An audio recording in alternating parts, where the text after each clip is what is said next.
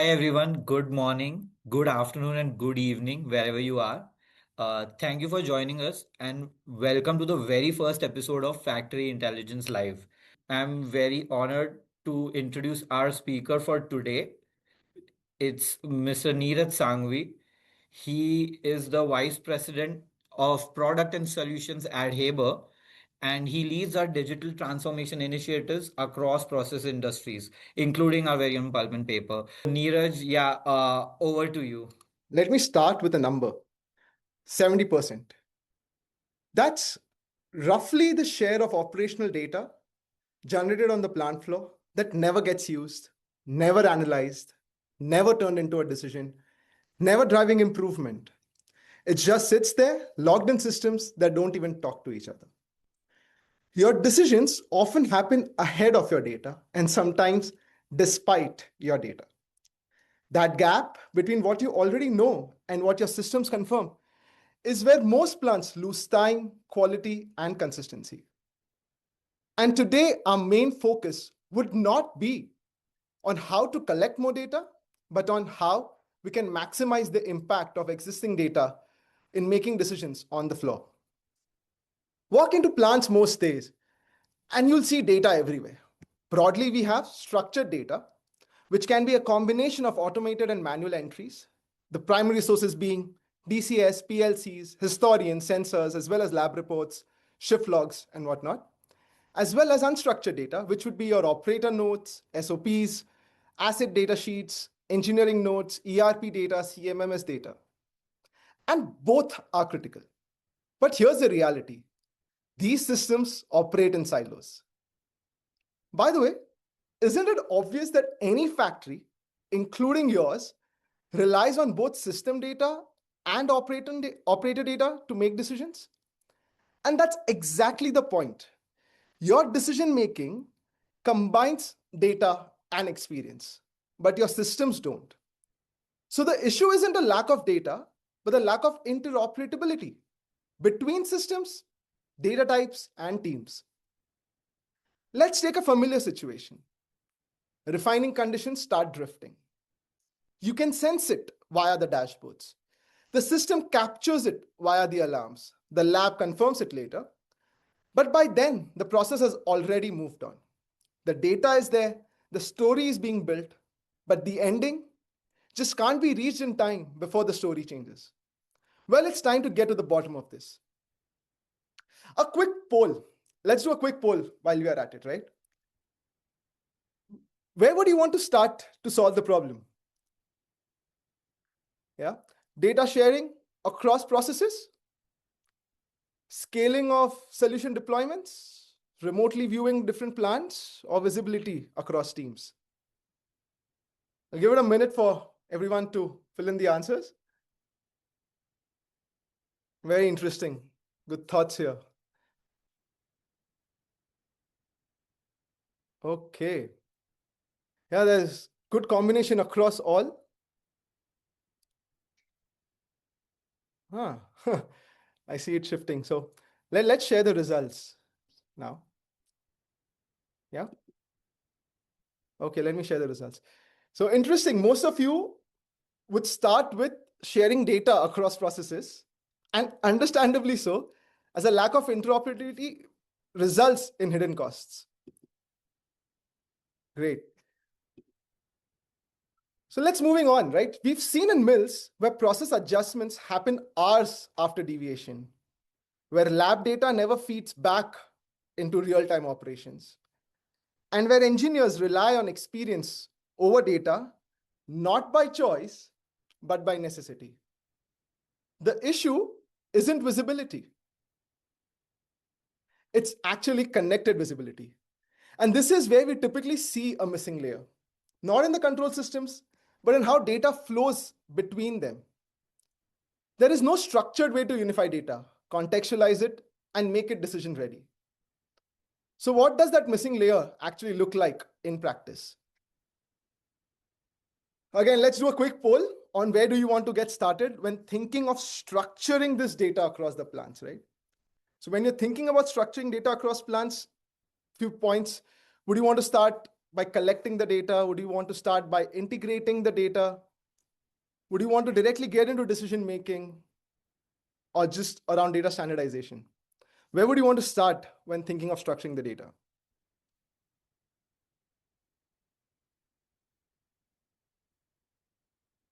Yeah,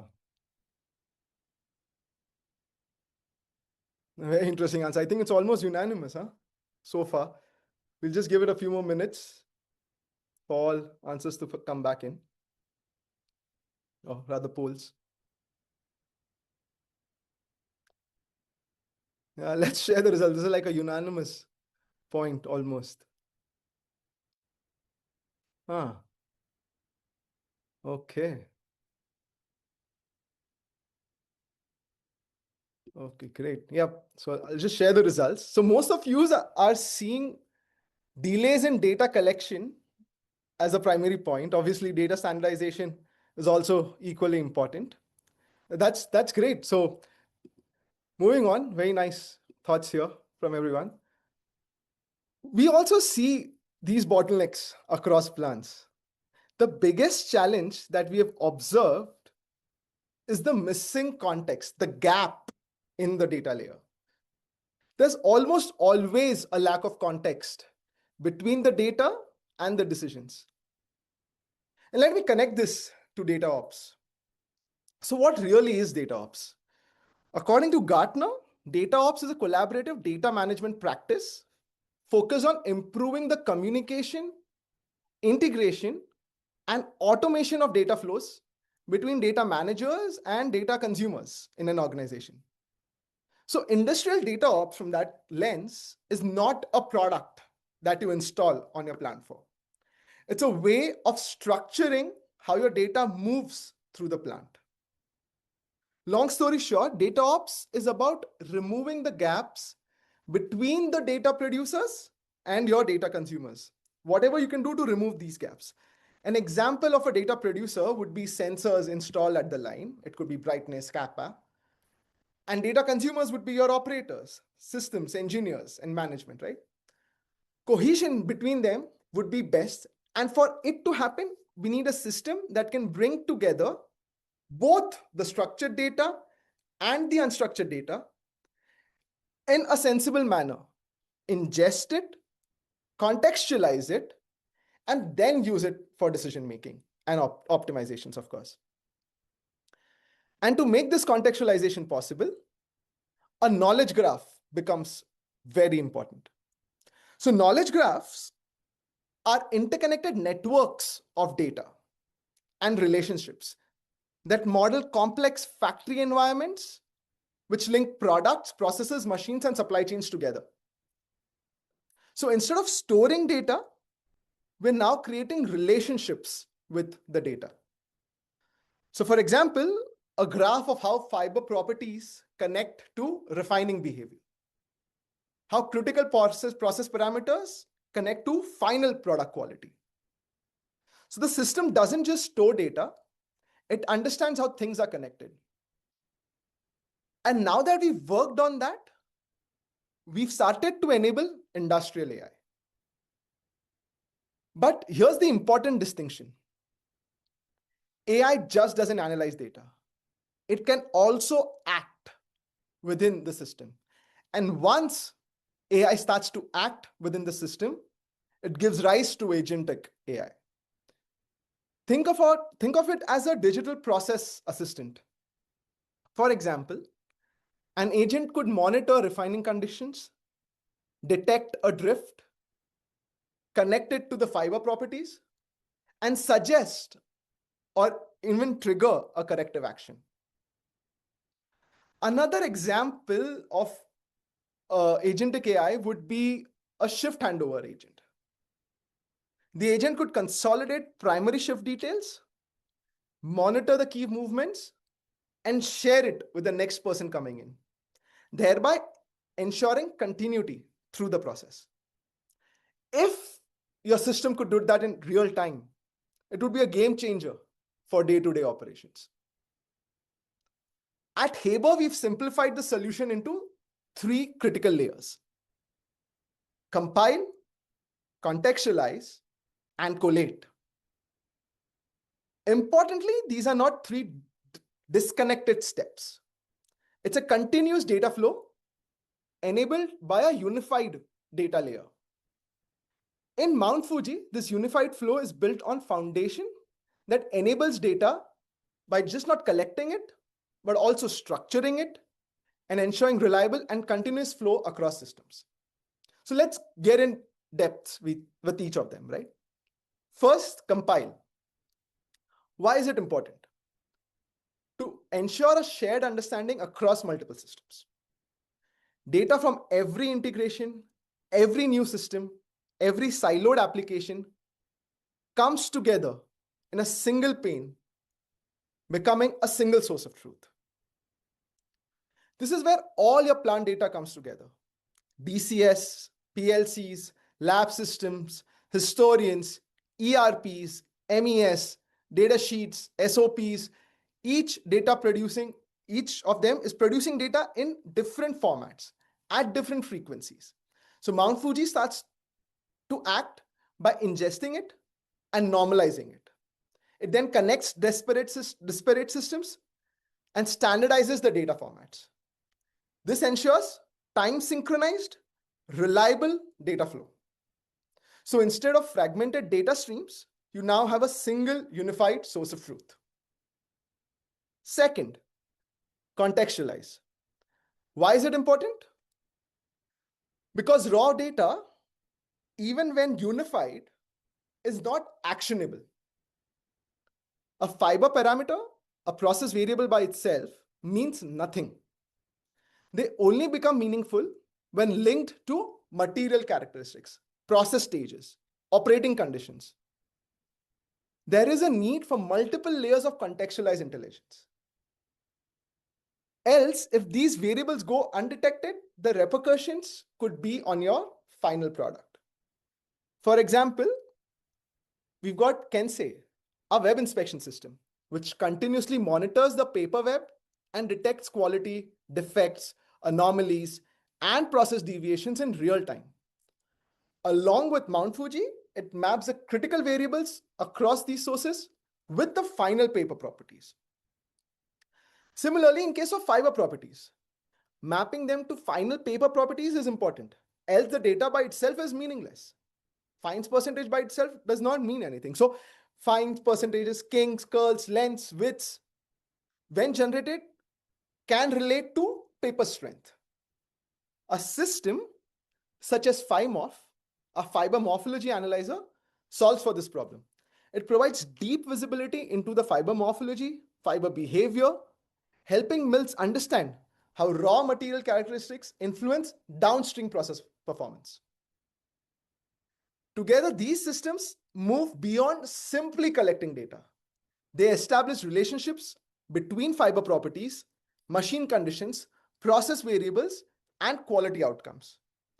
Knowledge graphs and contextual intelligence frameworks enable these relationships to be mapped and understood across the plant. And through Mount Fuji, this data is not isolated, it's integrated into the broader process environment. So instead of asking what happened, the plant can begin by asking why did it happen. Third, we'll talk about collate. This is where structured contextualized data turns into decisions. Now the plant can receive recommendations on how to solve the challenge. The loop completes across what, why, and how. Also, different stakeholders need different outputs. We understand that. Operators need real-time guidance. Engineers need diagnostic insights. Management needs performance visibility. Industrial AI agents enable this by performing tasks that would otherwise require significant manual effort. Process optimization agents make decisions that ensure minimal wastage of chemicals, energy, and water. Whereas productivity agents ensure seamless shift handovers, root cause analysis, and much more. As an example, by combining production data, operational context, and business constraints, Kaizen, a trim optimization software, enables production planning optimization, trim optimization, workflows orchestration, and improve coordination from jumbo creation all the way through dispatch. So without a structured data foundation, analytics becomes guesswork. With it, decision making becomes systematic. So to enable industrial AI and agentic AI, you can say that we need three things: bring data together, ensure interoperability between the data, and structure the data in a cohesive manner. Only then will industrial AI and agentic AI function effectively. So once the structure is in place, what actually changes on the plan for? Let's look at it through a real example. So in a North American pulp mill we worked with, the situation was very typical. Strong instrumentation, multiple data systems, experienced teams, and yet they were facing 6 to 8% variability in refining consistency, delayed response times to process deviations, and high dependence on manual adjustments. The data existed, but it wasn't structured for effective decision making. What changed was not just adding a tool, but restructuring how the data flowed. Using a unified DataOps layer, data from refining, fiber properties, and process parameters was compiled into a single pipeline. Fiber and process data were contextualized together in real time. Decisions systems enabled continuous feedback and dynamic adjustments. This created a closed loop system where data directly influenced operations. And the impact was measurable. A 10 to 30% reduction in refining variability, a 2 to 5% improvement in energy efficiency during refining, faster response times from hours to near real-time adjustments, and a significant improvement in cross-shift consistency. Decision making became less reactive, less dependent on individual experience, and more standardized and repeatable. What's important here is that none of this came from a single dashboard or a single model. Again, I'm emphasizing the same point. It came from structuring the data pipeline correctly, ensuring reliable data flow, connecting fiber properties and process insights, and enabling real-time decision layers. That's what allowed the system to move from reactive to predictive to ultimately prescriptive in nature. And importantly, the operators did not change how they think. The system adapted to help support them better. And does this take time and effort? Perhaps. Minimal additional effort, but the value gains multiply across years. So let's bring this together into what should be the takeaway from today. Let me leave you with three key takeaways. First, mills don't have a data problem. They have a data utilization problem. Second, industrial data ops is not about adding more systems. It's about structuring how the data moves across compile, contextualize, and collate. Third, when the structure exists, the nature of decision making changes. You move from reacting to problems to anticipating and optimizing outcomes. And that's where the real operational impact comes from. The question is no longer whether this is possible. It's whether your plant is structured to make it happen. And that is what a future plant will be defined by. Great. So thank you so much. Yeah, we are open to questions. I love to hear your perspectives, whether from a process, IT, or an operational standpoint, and discuss how this can be approached in your plans as well. Weber, please let me know if there are any questions. Yeah.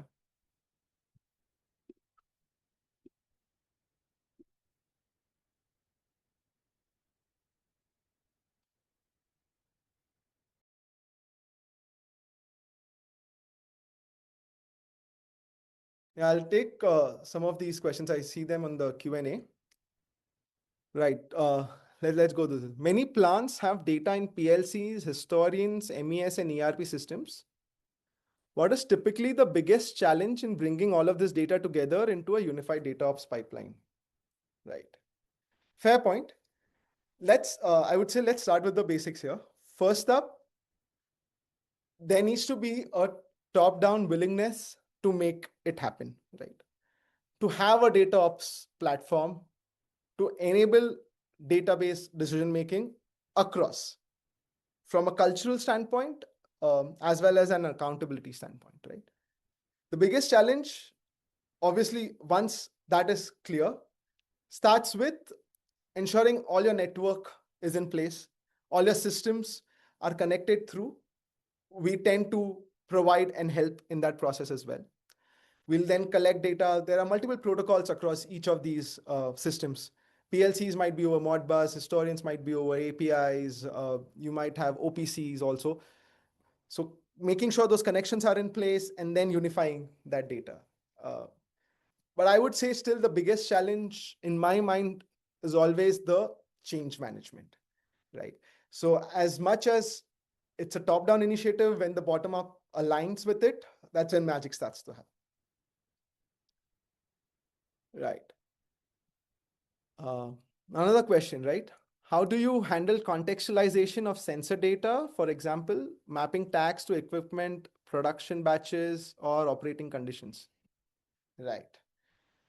So what we tend to do is once the data is with us, we create an asset framework or a digital replica of your plant. And for each of the assets, we also support it with unstructured data. And that's what we were talking about a lot, right? With each of your sensors, we have the process manuals, SOPs, data sets, data sheets. This, along with the time series data, the historical data, starts to build context for that, right? And once that context is in place, then AI can grab through it and help with decision making. Right. We can mark that as done. So next one, many plants have data in PLCs, historians, MES, and ERP systems. Oh yeah, I think this is similar. Um, right. How do you build context across structured and unstructured data? So building context across structured and unstructured data is enabled through the data itself, right? So of course we use LLMs, we use machine learning algorithms, which help build this context.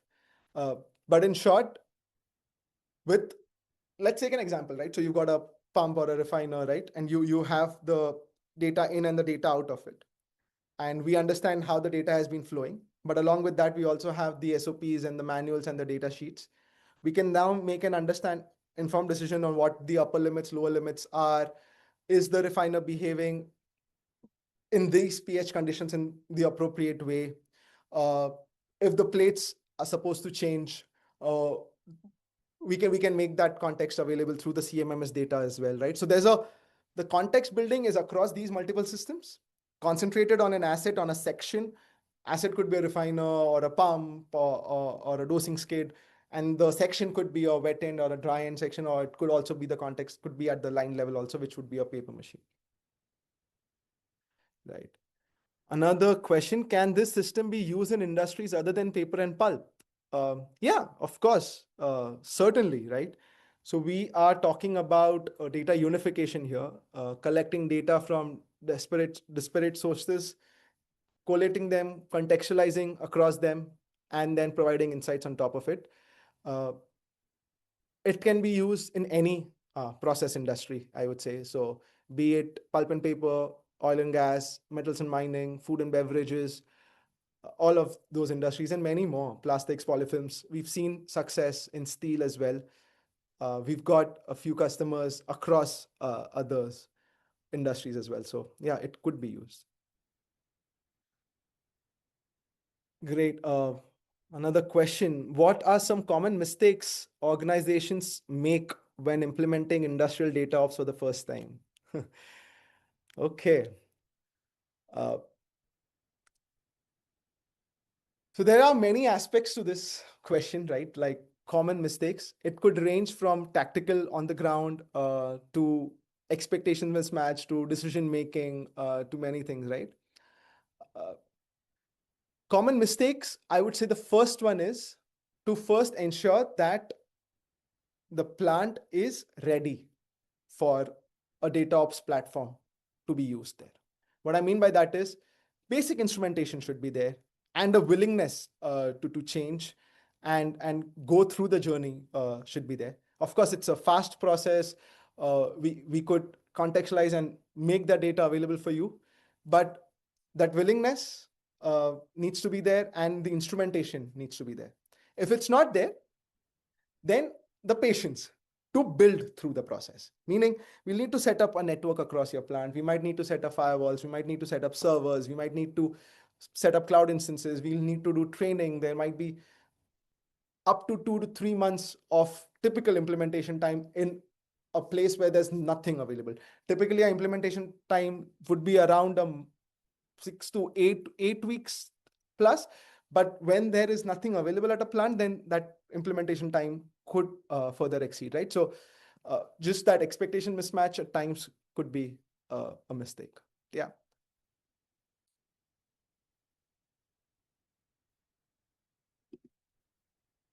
Okay.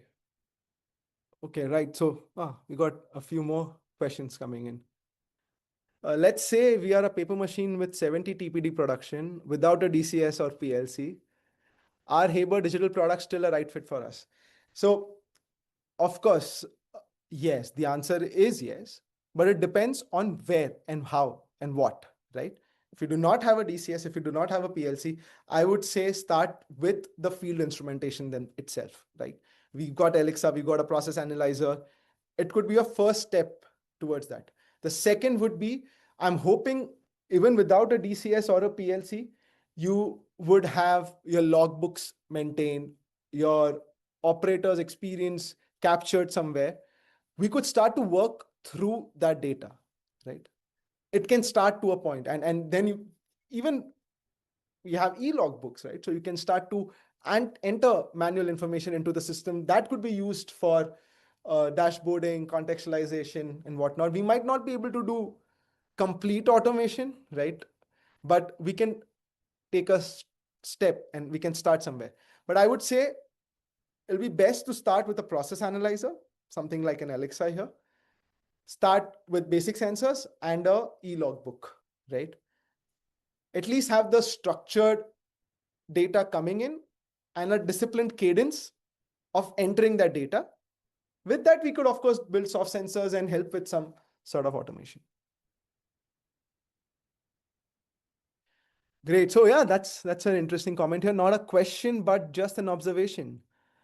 From today's session, no matter where Agentic AI or AGI takes us, data is still that foundational requirement every futuristic trajectory would look forward to. I completely agree.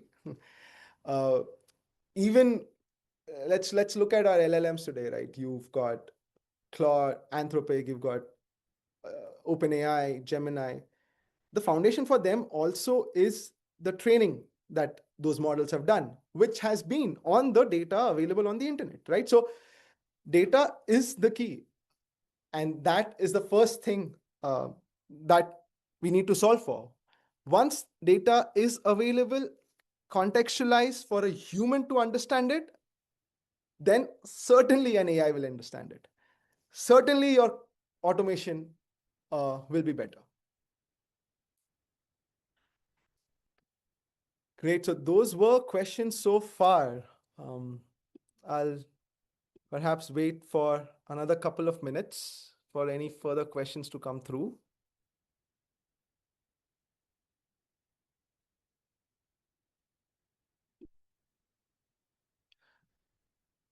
All right. Thank you so much. We are also happy to take questions around implementation. You can reach us through different mediums. We can speak about best practices for integrations across systems. And this was the first session. So thank you all so much. We hope to continue more of this. Over to you, Weber. Thank you so much, Neeraj, once again for conducting this session in this manner. And see you guys for the next edition. Thank you so